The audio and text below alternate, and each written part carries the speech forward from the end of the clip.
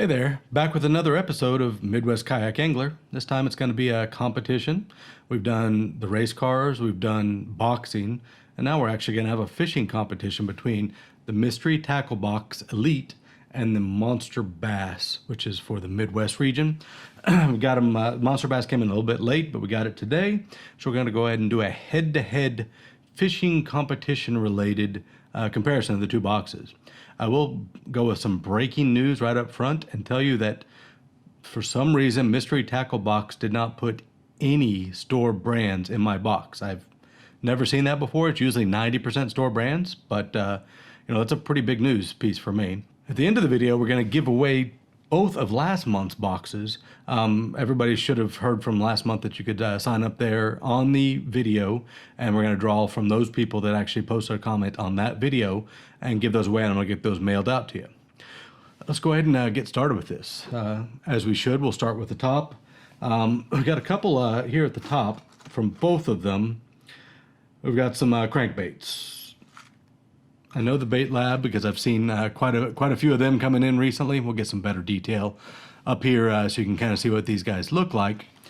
So we've got a Bait Lab tournament winning action.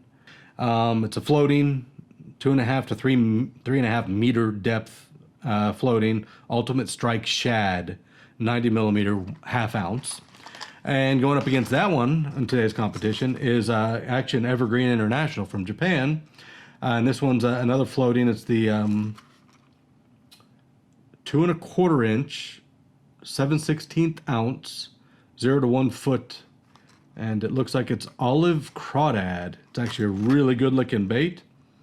As we go to compare the two, honestly, they both are actually really nice. I'll show you later on, but both the boxes are really good. I think I like the body of the Evergreen a bit better, but the hooks appear to be dramatically better on the Bait Lab. We'll have to look at that and let you guys tell me what you think about the two if you have used them both, if you have these boxes. Right now, I think I'd probably give this one for a slight win to Monsterbass. Next up, we've got an interesting one from Monsterbass. It's a Weedless Vibe Rip Snorter. I don't know if you can see that. We'll get some better details up there. You can kind of see the outline of it. It's got a couple different snap lock hooks built into it, and it's kind of an underspin swim bait with some very pronounced fins on the fish and a very strange paint job. And that's going to be up against a Bagley spinner shad. This one's got the little spinner on the back. I have it upside down here. A little spinner on the back to give you a little bit of agitation in the water. Really nice paint job. Good looking bait, very light. This one's I don't even have anything on here, but it's a chase bait, so they're always a little bit gimmicky. But I have been having a lot of really good luck with the underspin baits here on our kind of dirty lake here. So it's another one that it's close, but I think I'd probably give this one to Monsterbass again. 2 in a row there for Monsterbass to get this started.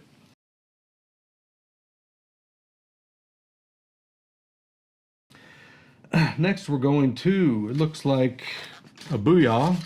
It's a Booyah Squelcher against, that's from Monsterbass, against a Strike Pro tournament grade, very strange looking bait. We'll get some better images up there because we got a lot of reflection. It's the Swing Pop 85 Strike Pro with a very pronounced, very strange lip on this particular Swing Pop 85 bluegill. It's a 3/8 ounce topwater bait against the Booyah bait, which are always good. I think they've done a couple of Booyah add-ons, and they've done a lot of they did the whole Booyah box as a 3/8 ounce Squelcher white chartreuse.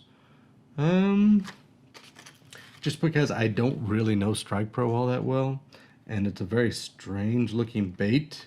Without using them, I'd probably have to give this one to Monsterbass again, because I know that the Monsterbass Booyah Squelcher will work very well in my particular lake. I'm not entirely sure about the other one, and I have not used theirs. go ahead and write down below if I'm completely off on that and tell me. But for right now, I think I'd probably give that slight margin to the squelcher.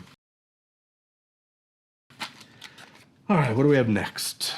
Next, we have a Lunker Hunt Kraken, 1/2 ounce. It's got a 4-aught hook, weighted bait keeper.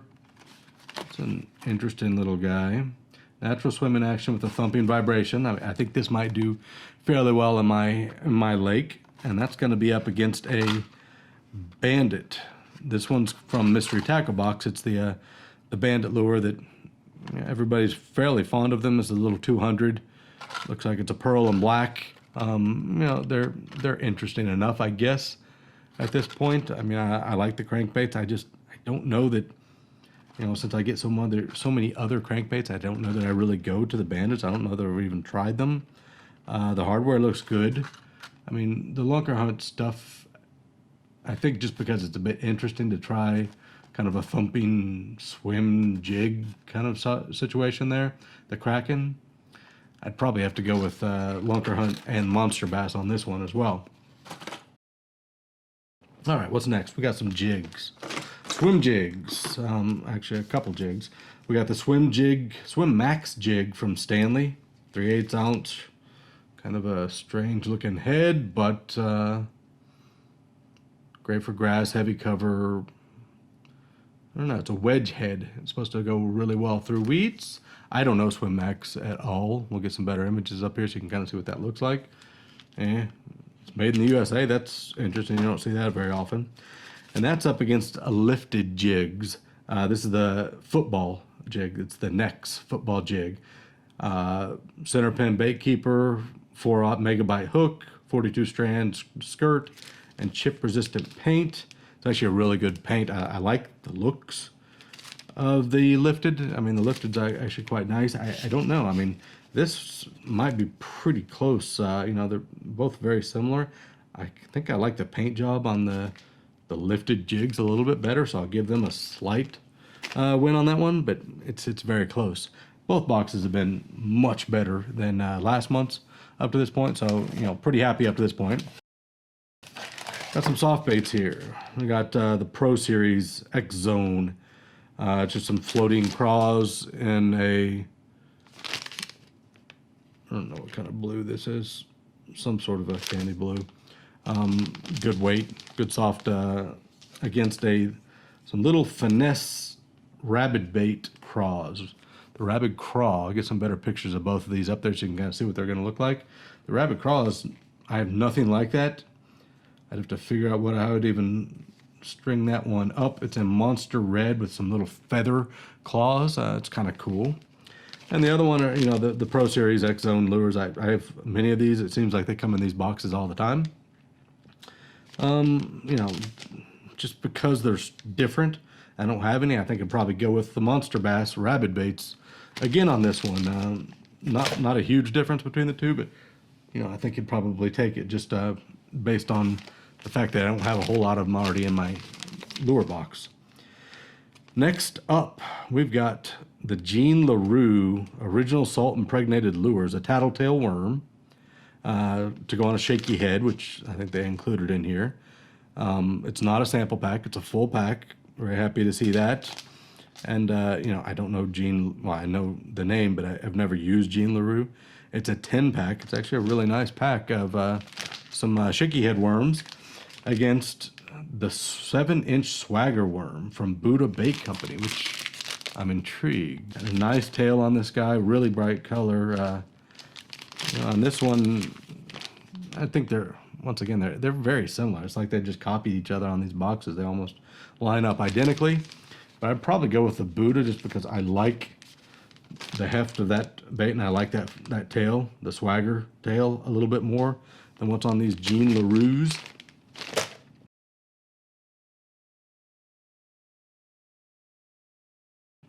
All right, we're down to the hooks, I think.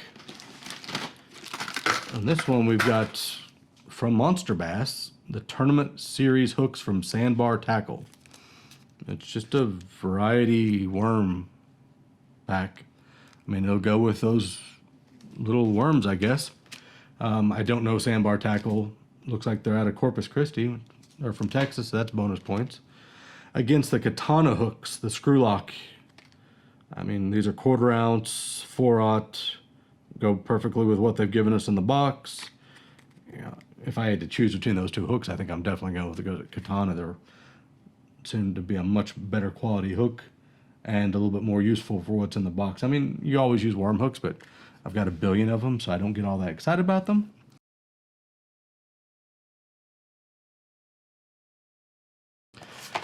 And our last thing, if I can even find them in all of my mess here with all these baits, is actually going to be the stickers.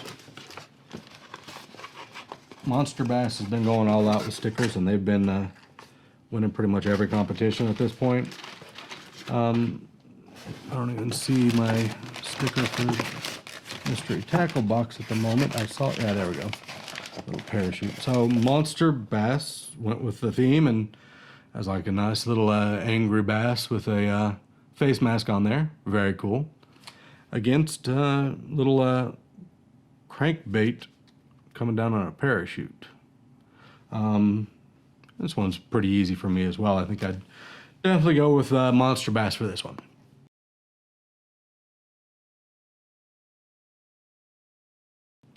So you guys have all seen what we're doing here, what we've seen. They're very similar, the two boxes. I think both boxes are high quality. I have no issues with either one of the boxes. I think that the difference is minuscule between them, but I have given more of the wins to Monsterbass. I really thought when I first got the mystery tackle box it was going to dominate.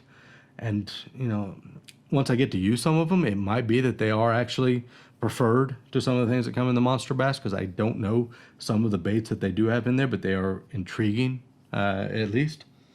And that the crankbait I think might be, I'm just looking at the quality of the hooks, it just doesn't look to be all that great, but the paint job is excellent, so it might be one of my favorites once I get to actually get out there and try it. So let me know down below what you guys think, but I think this one I'd have to give to Monsterbass, even though both boxes are quite good.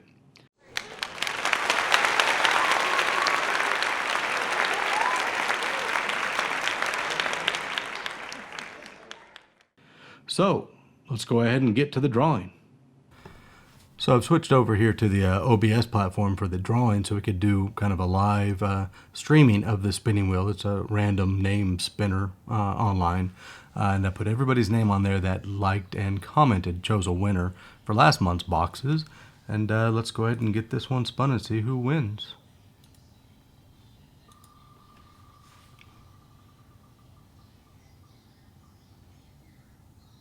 Ooh, barely.